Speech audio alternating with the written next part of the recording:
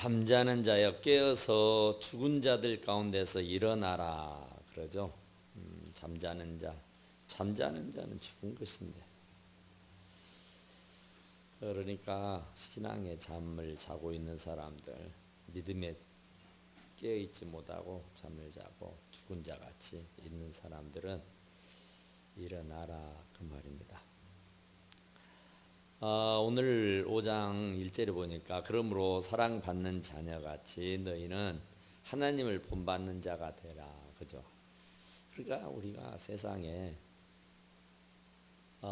우리들의 롤 모델, 그러니까 우리가 진짜로 살면서 본받아야 할 사람들이 있습니다. 나름대로 우리 신앙생활 하면서도 모범적으로 내게 참 본받을 만한 그런 귀한 분들이 있어서 그분들을 나의 롤 모델로 삼아서 나도 그렇게 살아야지 다짐을 하고 늘 그분의 행동을 바라다 보는죠. 그런데 우리의 롤 모델은 하나님이다 그 말입니다. 하나님. 그러니까 참 이게 정말 아무렴 어쩐다고 해도 우리가 하나님을 어떻게 본받는 자가 되겠냐 그렇죠. 그러니까 아무리 힘을 쓰고 예를 쓴다고 해서 하나님을 본받을 수 있을까? 그런데 이 사도 바울은 에베소 교인들 보고 너희가 하나님의 사랑을 받았으니까 하나님의 사랑을 받은 자녀답게 하나님을 본받으라 그 말이에요. 그러니까 여러분, 자식은 부모를 닮습니다. 뭘 닮아요?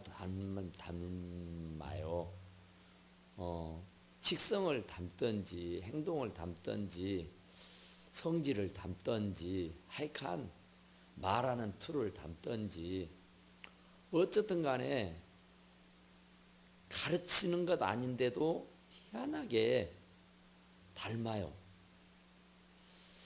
왜 닮을까 생각해 보면은 사랑입니다. 사랑.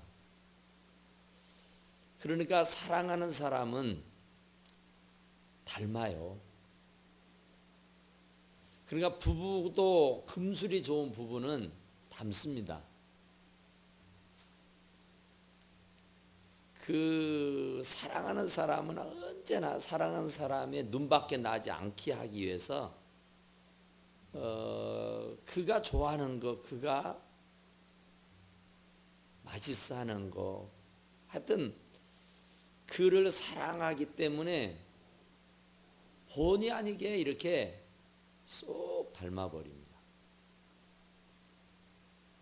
그러니까 내가 낳은 자식이어도 남에게 양자로 보내면 그 양부모가 그 자식을 진짜 자기의 자식으로 받아들여서 사랑하고 또 사랑하고 또 사랑하면 그 자식은 내가 낳았어도 나를 안 닮습니다. 그 양부모를 닮지. 그러니까 사랑하는 사람은 사랑하는 사람에 닮게 돼 있다고요.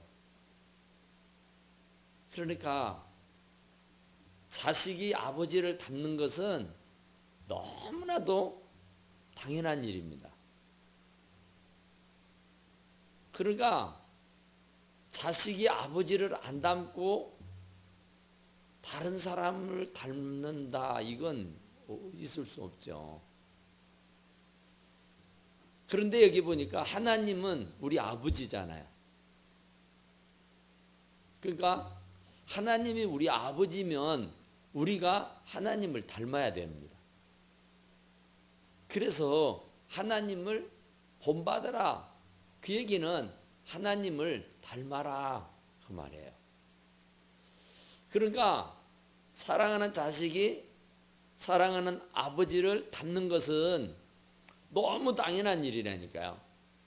말하는 투도 담고 행동하는 것도 담고 먹는 습관도 담고 여러 가지를 닮아요. 왜 그러냐면 사랑하니까.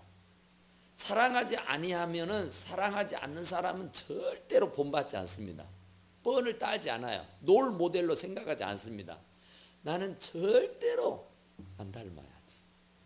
저는 어렸을 때에 저희 아버님이 우리 집 앞이 바로 술집이고 우리 집 바로 옆집이 술집이었고 다 아랫집도 술집이었고 막 다 술집이었어요.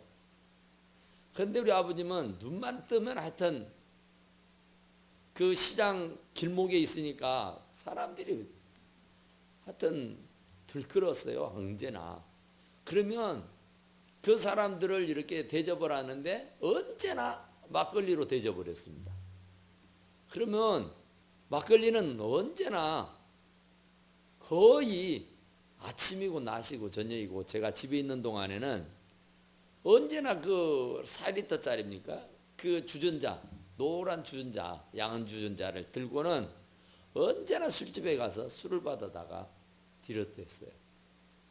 그러면서 저는 생각을 했습니다. 나는 죽어도 술은 안 마셔야지.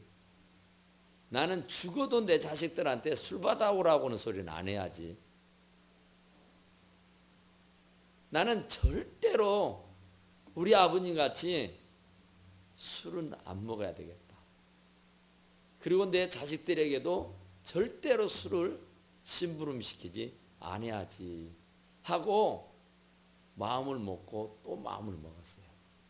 그러니까 사실은 저는 신앙이 있어서 믿음이 있어서 술 담배를 안 한 것이라기 아니라 우리 아버지를 안 본받으려고 우리 아버지를 본받기 싫어서 나는 죽어도 술 담배 안 해야지. 그러니까 정말 그 술을 좋아하면 담배는 뭐 기본이잖아요. 그러면 그 조그만 방에 담배 연기가 가득해요. 그런데 그때는 그게 그렇게도 몸에 해로운지도 모르고 그냥 그 방 안에 같이 이렇게 있었다고요. 그런데 하여튼 그런 면으로서는 저에게 있어서의 롤모델은 아니었어요. 나는 절대 우리 아버지 안 닮아야지. 그러니까 정말로 사랑하면은 다 닮게 돼 있잖아요. 아내가 이쁘면 뭐 저같이 뭐 또 이쁘다 그러잖아요. 그러니까 어떤 분이 참 그 어느 여자를 굉장히 흠모하고 사랑을 했어요. 아주. 그런데 이 남자는 얼마나 못됐는지 몰라요. 진짜는 나빠요. 불량, 깡패, 도적놈, 아주 소문난 하여튼 그 못된 사람이었어요. 그런데 그분이 사랑을 하게 돼요. 그 동네에서 굉장히 아름답고 착하고 순한 어느 여성을 마음으로 흠모를 하기 시작합니다.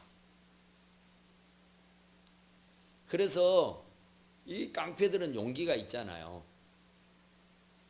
자기 형편 자기 처지는 아랑곳하지 아니하고 그 여자가 너무 예쁘고 너무 착하고 너무 좋아서 그냥 갔다부터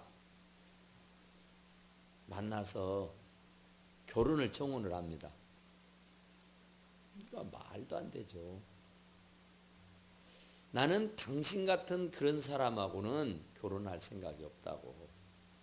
적어도 나와 결혼할 수 있는 사람은 선하고 착하고 양심이 바르고 그런 온순한 순하디 순한 그런 사람과 내가 결혼하지, 당신같이 포악하고 당신같이 못되고 당신같이 형편없는 사람하고는 난 죽었다 깨나 결혼하지 않는다고 딱 잡아 떼었어요. 청혼을 하고 이 청혼이 받아들이지 아니하니까 이 남자가 굉장히 시리에 빠지죠. 고민이 빠져요. 화도 나기도 하고.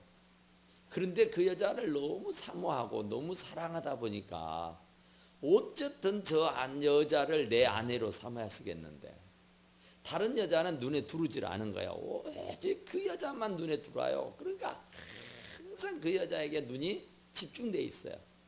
어디에서나 언제나 그 여자가 머릿속에 뱅뱅 도는 거예요. 언제나. 어떻게 하면 저 여인을 내 아내로 삼을 수 있을까? 그래, 맞아. 선하고 착하고 양심이 바르고 도덕적으로 윤리적으로 흠이 없으면 된다고 그랬지. 하고는 그 아내를, 그 여자를 너무너무 사랑한 나머지 가면을 씁니다. 이름을 바꿔요. 그리고는 정말 사실은 아닌데 굉장히 선한 체하고 착한 체하고 아주 양심적으로 아주 도덕적으로 아주 신앙적으로 정말 흠잡을 것이 없을 만큼 완벽하게 연기를 합니다. 자기 가진 것도 막 나누고 베풀고 막 구제하고 선행하고 아주 옛날의 사람이 아니에요. 완전히 바뀌어요. 그리고는 이제 용기를 내서 그때 태자 맞았던 그 여인을 찾아갑니다. 그 여인도 감쪽같이 속습니다. 가면을 쓰고 얼마나 선한 체하고 얼마나 착한 체하고 얼마나 도덕적이고 윤리적이고 구제하고 선행을 베풀고 믿음으로 살고 막 그러니까 흠잡을 게 없는 거예요. 그래서 결혼을 허락해 버립니다. 이런 남자를 내가 어디서 만나겠냐. 결혼을 허락해요. 그래서 결혼을 합니다. 결혼을 했는데 이 남자가 굉장히 괴로워해요. 양심에 내가 사실은 아주 못돼 먹은 사람인데 이 여자와 결혼하려고 가면을 쓰고 내가 거짓말로 쇼를 벌였는데 이 여자가 그 쇼맨십에 넘어와서 내 아내가 됐단 말이야. 그러니까 그 아내 앞에 섰을 때마다 언제나 양심의 가책을 느끼는 거예요. 가면을 쓰고 거짓으로 해서 그 여자를 취하게 됐으니까. 그러던 중에 그 여인의 친구 되는 사람이 그 남편에 대한 얘기를 합니다. 그 남편, 네 남편이 누군 줄 아느냐? 네 남편은 가면을 썼어. 네 남편은 다 쇼하는 거야. 네 남편은 원래 예전에 너에게 청혼했다가 너에게 태자 맞았던 그 남자야. 그런데 지금 그 남자가 가면을 쓰고 너에게 지금 쇼를 벌이고 있는 거야. 그러니까 이 여자가 깜짝 놀랍니다. 정말 진짜 정말 그렇단 말이야. 너무너무 충격을 받아요. 내가 속았다는 것. 그래서 이 여자가 그 남편, 그 아내가 남편의 가면을 벗깁니다. 가면을 딱 벗겨요. 가면을 벗기니까 옛날에 태자 맞았던 그 남자의 모습이 나타나야 되잖아요. 근데 없어요. 지금 그 남편 그 얼굴 그대로인 거예요. 무슨 말이냐면은 닮아가려고 선한 사람, 착한 사람, 양심적이고 도덕적이고 윤리적이고 믿음이 좋은 사람으로 내가 바꿔지려고 안간 애를 쓰게 되면은 바꿔질 수 있다는 얘기예요. 아무리 극악무도한 사람이라도 그 아내를 얻고 싶어하는 그 욕망 때문에, 그 아내에게 잘 보이겠다고 하는 그 마음 때문에 결국은 아주 형편없는 사람이지만은 결국은 그를 사랑하기 때문에 그를 닮아서 양심적인 사람, 착한 사람, 온순한 사람, 아주 180도 변화가 됐다는 얘기예요. 그러니까 우리가 원래가 진짜로 아니잖아요. 우리가 맨날 죄만 짓고 맨날 하나님 앞에 진짜 부도덕하고 부주의하고 온갖 죄로 하여튼 날이면 날마다 물 마시듯 밥 먹듯이 죄를 짓잖아요. 그런데 내가 어디 선한 구석이라고 하는 것은 하나도 없어요. 전부 다 죄덩어리야, 죄덩어리. 그런데 그런 나를 의로운 부분이라느니 선한 부분이라느니 착한 부분이라니 이런 것이 하나도 없는데도 불구하고 나를 무조건적으로 사랑한 거예요. 그래서 당신의 아들을 십자가에 매달려 죽게 하고 나를 그 값으로 대신 사서 하나님 자녀를 삼아준 거예요. 그러니까 어마어마한 큰 사랑이죠. 말로 형용할 수 없는 큰 사랑을 받았어요. 그러니까 그 사랑을 받았으면 그 사랑받은 사람을 본받는 거, 연애를 하면은 그잖아요. 어쨌든 그 사랑하는 사람의 눈밖에 나지 않게 하기 위해서 그 사랑하는 사람에게 언제나 집중되어 있습니다. 우리가 아이들을 막 나가지고 이렇게 유치원이라도 보내서 유치원에서 무슨 학예를 한다, 학교에서 무슨 학예 발표를 한다 그러면은 그 구경 가잖아요. 구경 가면 다른 아이들의 눈에는 들어오지 않습니다. 내 아이밖에 눈에 안 들어와요. 내 아이는 무엇을 해도 이쁘고 내 아이는 무엇을 해도 귀여워요. 그런 것 같은 거예요. 사랑한다는 것 때문에 그런 거예요. 그러니까 내가 하나님이 나를 그만큼 사랑한 거예요. 그래서 그 하나님이 너무 사랑한 나머지 당신의 독생자를 십자가 못 박아 죽이면서까지 나를 값을 주고 샀다고요. 그러니까 그러므로 이제 4장에 있는 모든 말씀들, 그러니까 그 말이에요. 너희들이 얼마나 큰 사랑을 받았냐. 그 큰 사랑을 받은 자녀같이 이제 그 사랑을 받았다면 그 사랑의 대상을 담는 것은 너무나도 당연한 것 아니냐 이 말이에요. 어느 아이가 초등학교 1학년 가가지고 미술 시간에 대해서 그림을 그립니다. 자기 깐에는 그림을 아주 소질 있다 생각하고 자신 있게 그림을 그렸어요. 그랬는데 선생님이 쑥 돌아보면서 아이들 그림을 이렇게 손봐주잖아요. 그런데 그 아이 앞에 오더니 야, 너는 대체 이걸 그림이라고 그렸냐? 이게 야 하면서 혼쭐을 내는 거예요. 자기 깐에는요 정말 심혈을 기울였고 자기 깐에는요 참 잘 그렸다고 칭찬 들을 줄 알았어. 그런데 이게 색깔이 뭐냐?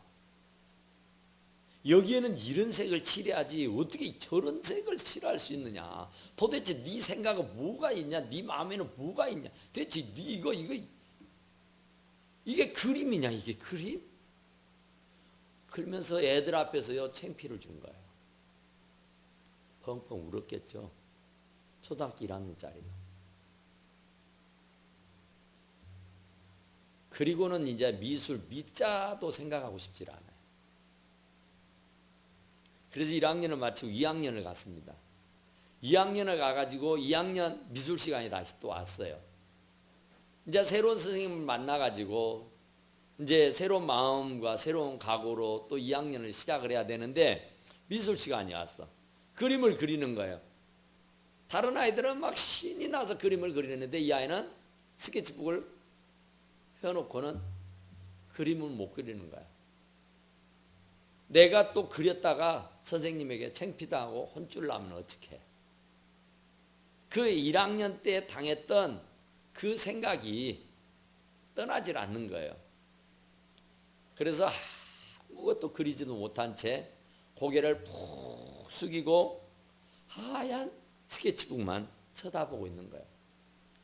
또 2학년 선생님도 이제 아이들이 어떤 그림을 그렸나 보자 하고는 돌아보는 거예요. 그 아이 앞에 딱 섰어요. 그 아이 앞에 서서 백지 위에 하얀 눈이 내려 있구나. 넌 어쩜 이렇게 잘도 표현하니 하면서 아무것도 그리지 않았다니까요. 그런데 그 선생님이 보기에는 그 하얀 캔터지에 아무것도 없는데 그 선생님의 표현은 그 아이에게 힘을 북돋기 위해서, 용기를 주기 위해서 이 하얀 대지 위에 하얀 눈이 소복이 내렸구나. 너는 어쩜 이렇게 표현력이 좋니? 하면서 칭찬해 주는 거야. 그러니까 그 아이는 깜짝 즐겁을 하는 거예요. 난리를 칠 줄 알았는데 뜻밖의 선생님으로부터 최고의 칭찬을 듣는 거예요. 그 최고의 칭찬을 듣고 나서는 눈물을 펑펑 쏟는 거예요. 그리고 그 아이가 어떻게 됐겠어요? 완전히 이제 그 선생님을 닮기 시작한 거예요. 그 선생님밖에 없어. 모든 시선이 언제거나 그 선생님의 말이라면 어떤 말도 신뢰를 하고 인정하고 믿고 따르게 된 거예요. 그러니까 사랑하면은 이유 여하를 불문하고 닮게 되어 있습니다. 우리가 정말로 아내와 남편이 사랑하면은 남편도 아내를 닮고 아내도 남편을 닮아요. 부모 자식 간에도 부모 자식이 사랑하는 거에 깊고 깊으면 자연스럽게 닮게 돼 있습니다. 그러니까 우리가 자식들을 낳아서 이렇게 길러보면은 닮아도 너무 닮았다 그러죠.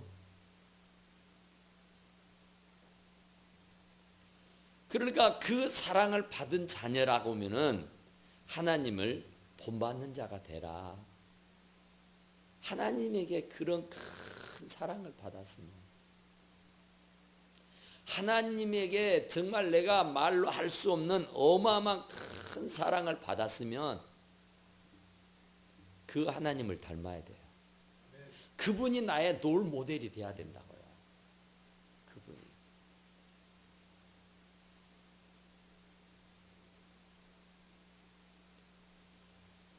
우리는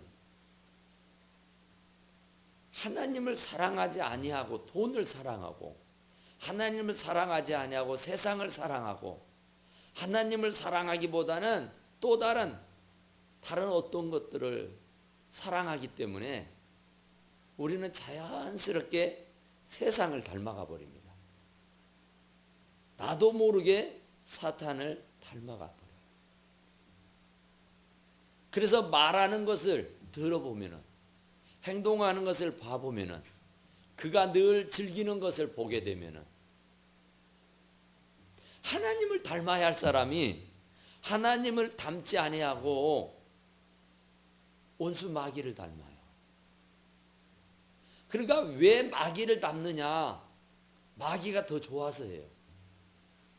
하나님이 정말 좋은 사람은 하나님을 닮게 돼 있습니다.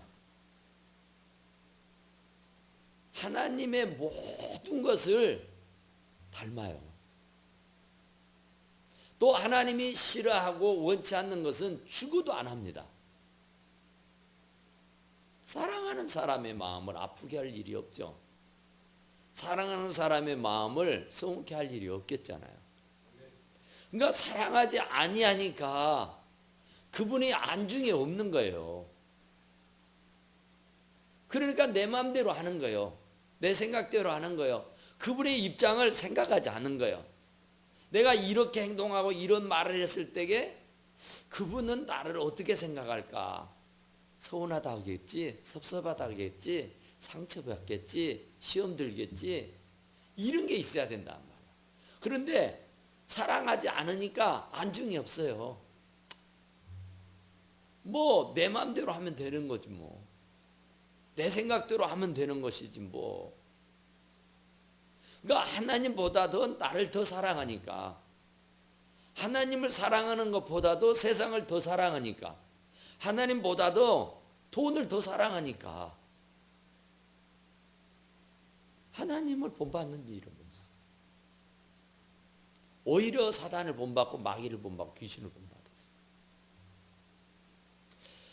그리스도께서 너희를 사랑하신 것 같이 너희도 사랑 가운데 행하라. 그죠? 그리스도가 대체 우리를 얼마나 사랑했는가? 지금까지 가만히 돌이켜 생각해 보세요. 그분이 나를 얼마나 사랑했는가?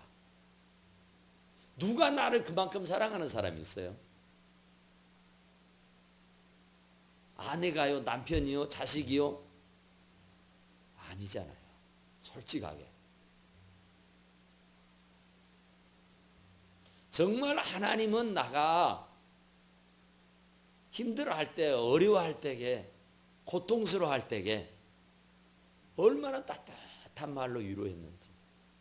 그 어린아이가 그 선생님의 따뜻한 격려의 말에 탐복을 했어요.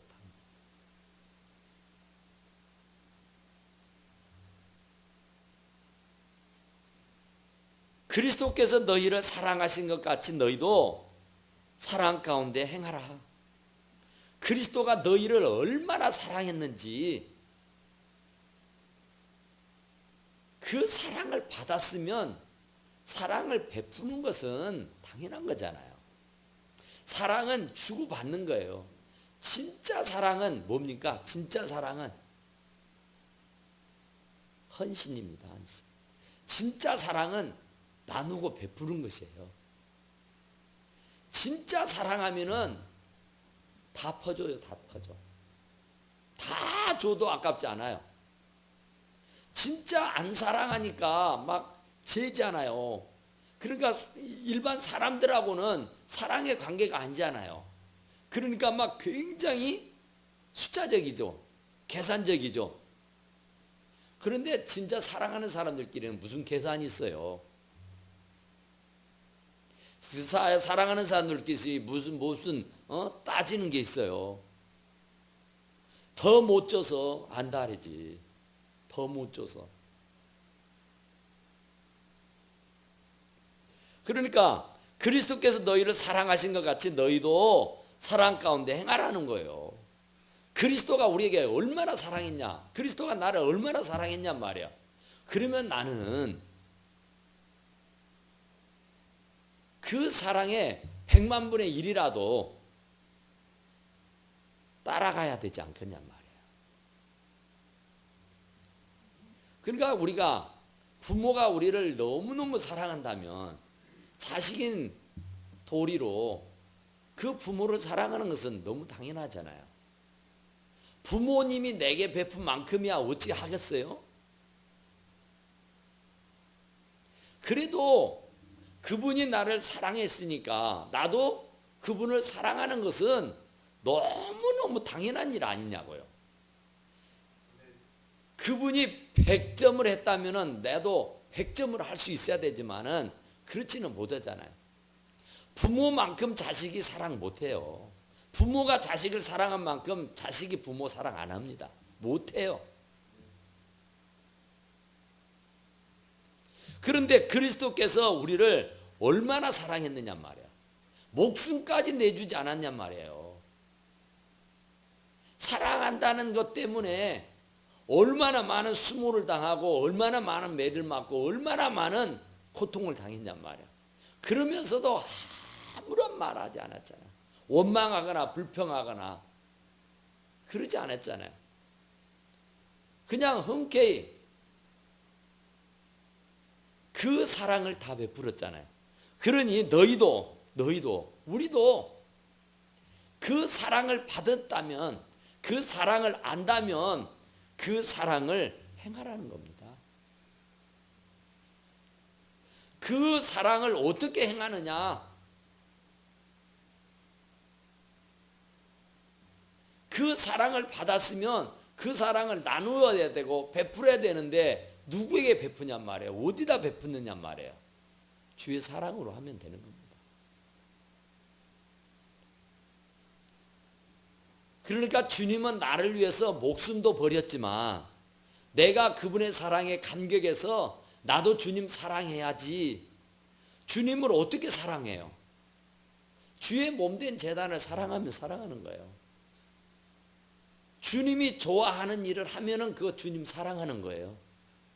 주님이 기뻐하는 일을 찾아서 하면은 그거 주님 사랑하는 겁니다.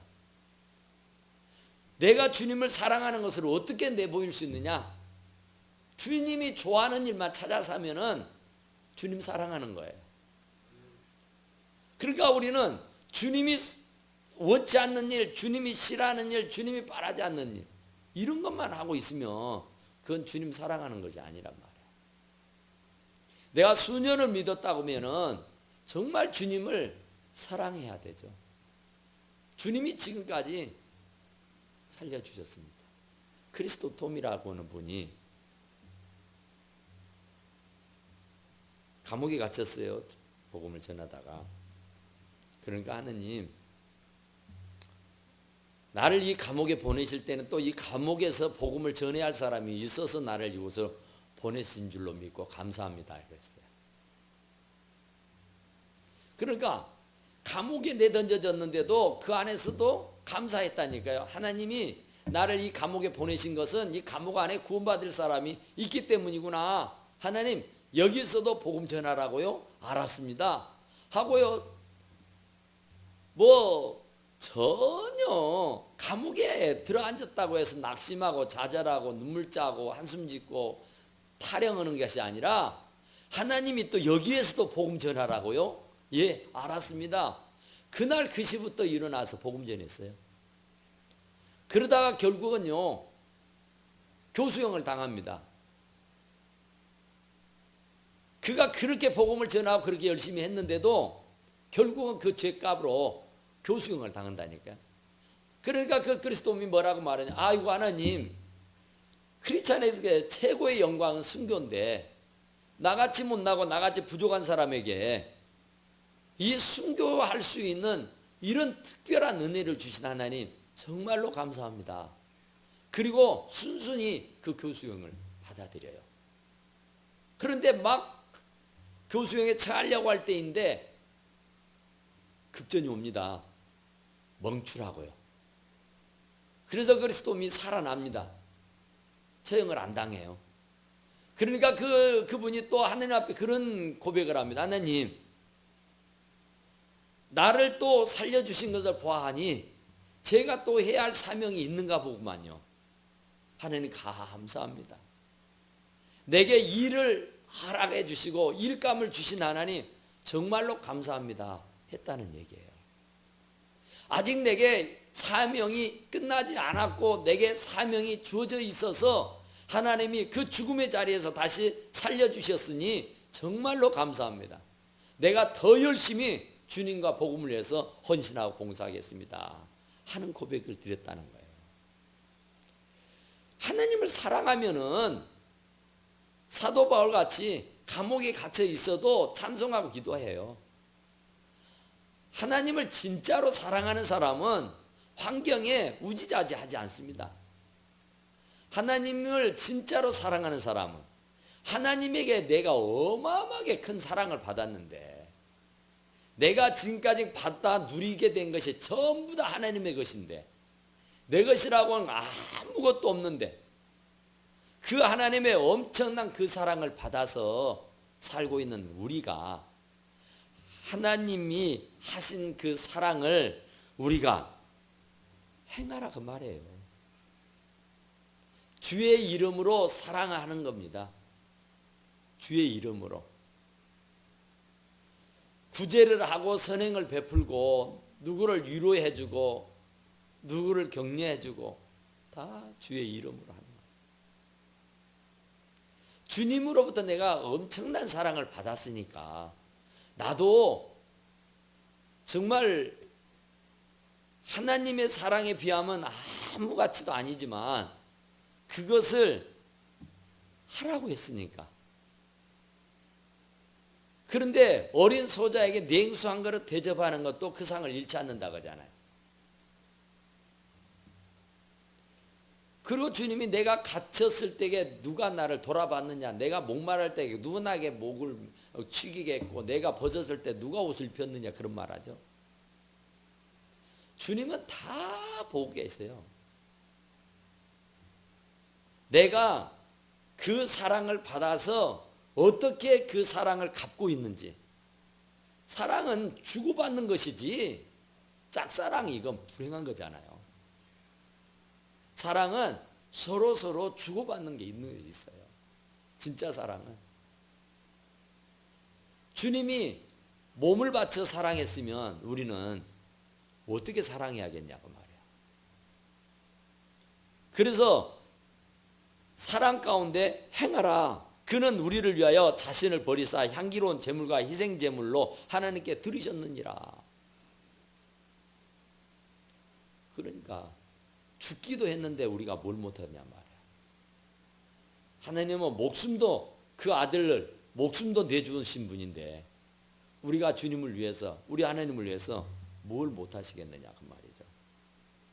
그러니까 여기 3절에 보니까 음행과 온갖 더러운 것과 탐욕은 너희 중에 그 이름조차도 부르지 말라. 이는 성도의 마땅한 말. 정말 우리가 하나님 사랑을 입었다면요 진짜로 세상적인 세상 사람들이나 하는 그런 행동거지는요 이름조차도 부르지 말라 그러잖아요. 생각조차도 하지 말란 말이에요. 꿈도 꾸지 말라는 얘기입니다. 이것이 성도에게 마땅한 바다 그랬어요. 또 누추함과 어리석은 말이나 희롱하는 말이나 마땅치 아니하니 오히려 감사하는 말이라. 그러니까 말도 하나님의 사랑을 입은 사람이라면 하나님의 사랑을 입은 사람다운 말을 해야 돼요. 행동도 그렇지만 말도 진짜로 누추한 지저분하고 더러운 정말 입에 담을 수 없는 그런 추악한 말, 남을 희롱하고 욕보이는 말, 비판하고 남을 속이고 거짓말하고 이러는 것들은 아니단 말입니다. 그러니까 하나님이 우리들에게 어마어마한 큰 사랑을 베풀었다면은 이 정도는 우리가 절제할 수 있어야 되고 이 정도는 이름조차도 불러서는 안 된다는 거예요. 하나님이 얼마나 사랑했는데 세상에 이런 기초적이고 사실은 이런 것은 예수 안 믿는 사람들도 기본적인 교양이 갖춰져 있는 사람들은 이렇게 삽니다. 음행, 더러운 것, 탐욕 안 부려요. 누추하고 어리석은 말, 희롱하는 말 안 해요. 조금 격식이 있고 품위가 있고 조금 교양이 갖춰져 있는 사람, 학식과 배움이 바탕이 된 사람, 인격적으로 된 사람들은 예수를 안 믿어도 이 정도 한다니까요. 그런데 우리는 하나님으로부터 어마어마한 큰 사랑을 받았음에도 불구하고 이것 이름조차도 부르지 말라는데, 이런 말은 절대로 하지 말고 오히려 감사하는 말을 하라는데, 이거 정말 우리 가슴 깊이 새겨둬야 돼요. 하나님은 우리들에게 직접 어마어마하게 큰 사랑을 베풀고 우리에게 이렇게 하라고 말씀하시는 거예요. 나는 내 아들을 죽이기도 했다. 우리 주님이 나는 너를 위해 목숨도 바쳤다. 그런데 너희들이 이런 말 한마디, 이런 추악한 행동거지 하나하나도 그걸 절제하지 못한다면 어떻게 하나님의 사랑을 받는 사람이겠냐, 그런 말이에요. 그러니까 우리는 하늘보다 높고 바다보다 깊고 우주보다 넓은 하나님의 사랑이죠. 말로 형용할 수 없는 크나큰 사랑을 받았으니까 이제라도 정말 말로 행동으로 조금이라도 하나님의 뉘가 되고 하나님이 싫어하고 하나님이 원치 않는 말, 원치 않는 행동은 절대 하지 않고 거룩하고 성결되게 살아갈 수 있기를 간절히 축원합니다. 우리 하나님 앞에 기도합시다.